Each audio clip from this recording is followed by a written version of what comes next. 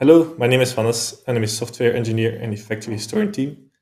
Today, I will introduce you to the new functionalities added in our latest quarterly release, Factory Historian v7.0. The main focus of this release was improving the ease of configuration within our software and making scaling easier.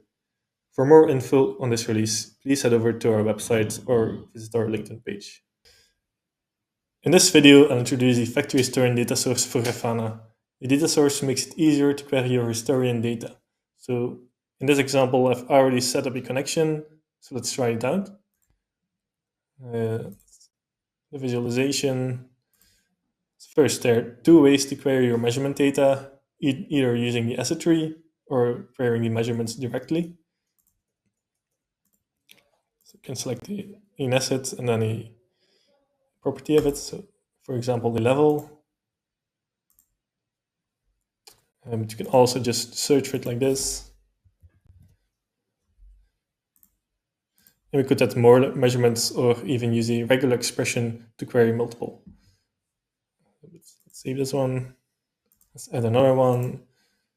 Now for our events.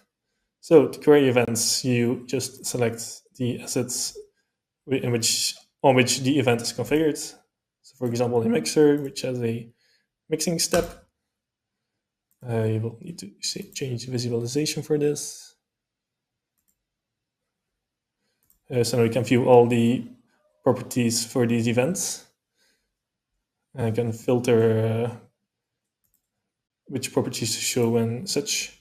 And now let's quickly also show the periodic query type. For the periodic query type, you can also use the trend panel as a visualization, as an easy way to overlap the different events or batches and compare the properties against each other. Let's also save this. Another useful tool is to add a variable. So for example, let's add a variable to select a tank asset. You can do that like this by selecting the data source factory historian, selecting query type assets, and then all our tanks are under the asset tanks. And here you can preview if your query is correct. Now let's try using this variable. Can make the same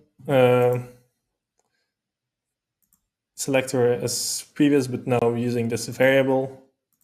So we can view the level of the tank,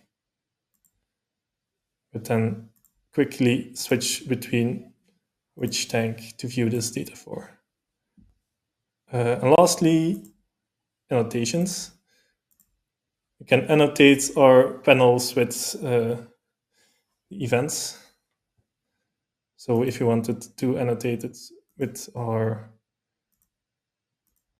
mixing step, we can create this annotation, apply, close this.